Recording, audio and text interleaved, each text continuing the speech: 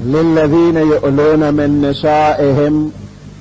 تربص 4 أشهر.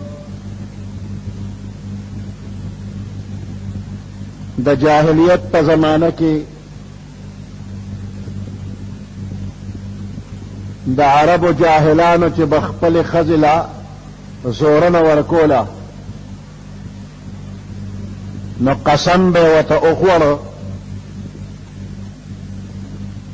چې زه به ستا خواته نه درځم.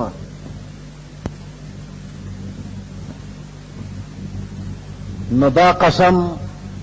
په دې کې به موده ذکر شوی وه یا به نه وه ذکر شوی.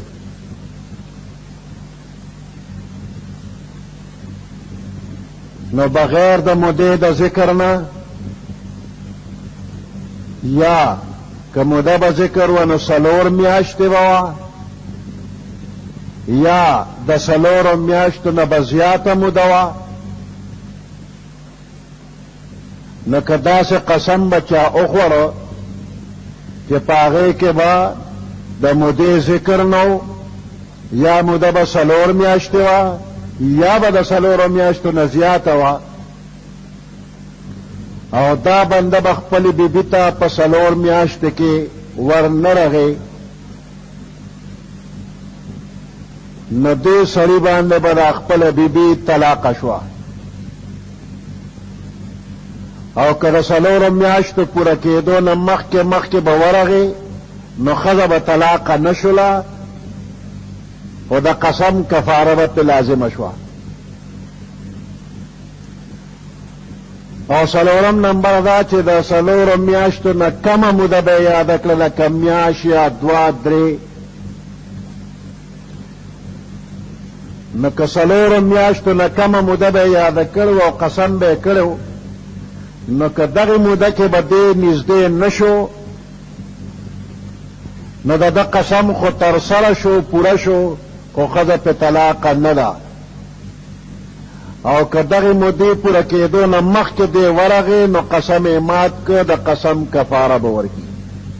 ښځه پې طلاقه نه ده.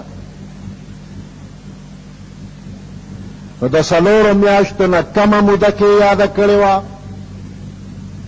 او د خپل قسم پوره که هغه موده کې ور نه رغې نو قسم یې تر سره شو ښځه ده جدا نه ده. که د قسم د هغې مودې نه مخکې ورغې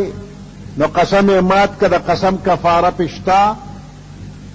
او ښځه خپله ښځه په نکاح اثر نه غورځېده. او که 4 میاشتې ویلې وي د 4 میاشتو نه زیاتې ویلې وي یا پکې د مودې ذکر نه و کړی او قسم یې وخوړه چې نه به درځم نو که د 4 میاشتو نه مخکې ورغې نو قسم یې مات که د قسم کفاره دې ورکړي ښځه خپله ښځه له طلاقه نه ده.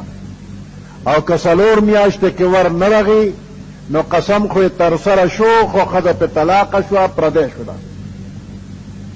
اوس که دې وایي چې دنګلې نه دنګلې صحیح او بیا ورسره کور جوړومه نو اوس به دې نوي نکاح د ښځې په رضامندۍ باندې تړي. ښځه خاوند چې رضا وي نو نوي نکاح کولی شي تجدید د نکاح به وکړي. والمطلقات يتربصن بأنفسهن 3 قروء. که یو سړي خپلې بیبي ته طلاق ورکړ نو که چېرې ده نکاح کړي وي او لا بیبي یې خپل کور ته راوستلې نه وي رخصتي نه شوې یعنې دوی یو بل سره ځانله شوي نه وي خلوت صحیحه نه شوې صحبت نه شوې او طلاق یې ورکړ نکاح یې کړې ده او طلاق یې ورکړ نو په دې کې عدت نشته دا ښځه دقه ساعت بل خاوند کولی شي. رخصتی نه ده شوې یو ځای والې نه ده شوې او طلاق یې ورکړ نو په دې کې عدت نشته. دا ښځه دې سړي نه خلاصه شو دقه ساعت که بل سره نکاح کوي نو کولی شي. او کنه د دوی د نکاح کولو نه پس یو ځایوالی شوي وي،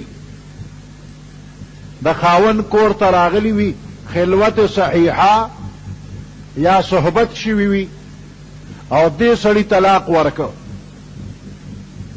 نو اوس که چېرې د دې زنانه حملو په ګېډه ماشومو، نو تر هغې پورې دا ښځه بل سړي سره نکاح نشي کولی تر څو چې دا ماشوم پیدا شوي ني. نو چې کله ماشوم پیدا شو نو د هغې نه پس دا ښځه بل سړي سره که نکاح کوي نو کولی شي. او که حمل نو نو بیا حیض راته او که نه راته، نو که حیض راته نو 3 حیض چې تیر کی او د هغې نه پس بیا بل سړي سره نکاح کوي نو کولی شي. او که نه حیض نه راته یا کم عمر ده یا ډیر عمر والا ده یا د بلی بیماری په وجه باندې حیض نه راځي، نو 3 میاشتې به د طلاق د الفاظو نه پس انتظار وکړي، نو د هغې نه پس که بل خاوند کوي نو کولی شي. نو دې ته وي عدت الطلاق، د طلاق عدت.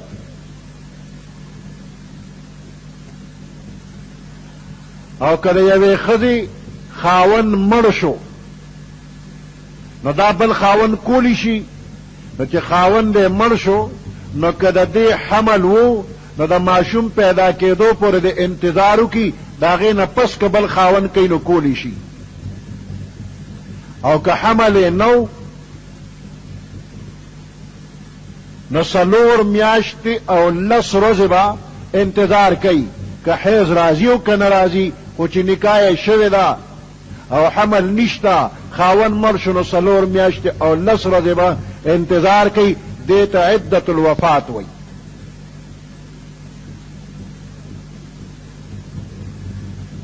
اوس که عدت الطلاق دی او که عدت الوفات دی، په دې دواړو صورتونو کې په حمل کوي، که حمل وي نو هم به دا ښځه الوي، او که حمل نو نو هم به حال وي، حیض راته یا نه راته نو ال به وي. رحم کې چې څه دي دې ښځې ته پته ده دا د ال اووی،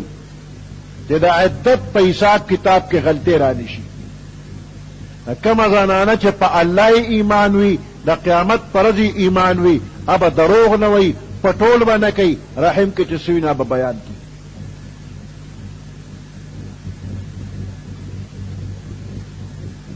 د طلاق لفظ که واضح لفظ صریحي ویلی شوي وي لکه ښکاره د طلاق لفظ دی، نو که یو طلاق ویلی وي یا 2 طلاق ویلی دې ته رجعي وي، طلاق رجعي. نو که د ښځې او خاوند یو بل سره اختلاف راغلی وي او دې سړي ورله طلاق ورکه 1 یا 2 او دې نه پس دا ښځه او خاوند په د خپل کار پیمانه شو او دوی خپل منځ کې کور جوړول غواړي، نو کور یې په اسانه جوړیږي. د عدت په دوران کې بغیر د نوي نکاح نه هم د دوی کور جوړیږي، او که عدت تیر شو نو بیا به نوي نکاح د دواړو په رضامندۍ باندې کیږي. او که واضح صریحي لفظ د طلاق نی ویلې، ګول مول الفاظ ویلي چې هغې ته کنایي الفاظ وایي، نو د دغه الفاظو نه پس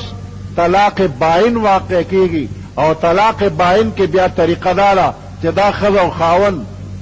یو بل سره رضا شي، بیا کور جوړول غواړي، نو که عدت کې وي هم او که د عدت نه وروسته وي هم تجدید د نکاح کوي، به نوي نکاح به تړي په رضامندۍ د دواړو. او که 3 طلاق ویلی وي نو د 3 طلاقو علاج بیا ګران دی. بیا د هغې طریقه دا وي چې دا لومړنی خاوند کله طلاق ورکي 3 طلاقه، نو عدت به تیر کی. د عدت تیرېدو نه وروستو بیا به بل خاون سره نکاح کوي او بیا د هغه خوښه ده که پرېښودله او د لومبي سره بیا نکاح کول نو به کې او که هغې نه پرېږدي بس د هغه شوه یا به هغه مړ شي نو دا چې کونډه شي نو بیا د زوړ سره که نکاح کوي نو کولی شي نو دغه مسله پیچیده ده نو د طلاق ورکولو نه مخکې سړي له پکار دي چې سوچ وکړي فکر وکړي او د چا عالم نه ځان پوه کړي نو ځان دې پوه کړي که عالمه کومه مشوره ورکړله هغې مشوره باندې کار وکړو نو د ډېرو چقړو نه به بچ شي او که نه بې مشورې د طلاقونو جاجر یې ډک کړی و او یو ځل یې پې ګوته راکړه ټول یې پې ورخوشې کړل نو سر یې وخوړه بیا جوړېدل ګران دي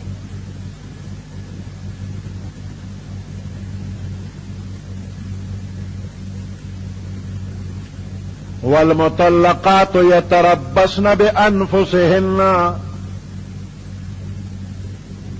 طلاق کړې شوې ښځې یتربصن انتظار به کوي بأنفسهن په خپلو ځانونو باندې ثلاثه قروء درې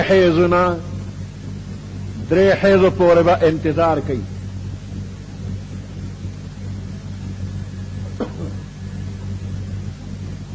یعنی بل خاون که کول غواړي نو د دریو حیضو پورې به انتظار کوي د هغې نه پس بل خاون سره به نکاح کوي ولا يحل لهن حلال ندی او جائز ندی دی بیبیانو دپاره ان یکتمن ما خلق الله چې دوی پټ کی ما هغه خلق الله چې الله پیدا کړي دي فی ارحامهن د دوی په رحمونو کې چې هغه حیض دی او یا حمل دی ان کن یؤمنن کچری وی دوی چې ایمان یې راوړي وي بالله په الله پاک باندې والیوم الاخر پر ورځ د آخرت وبعولتهن احق بردهن طلاق رجعی چې خاون ورکړي وي نو د عدت په دوران کې هم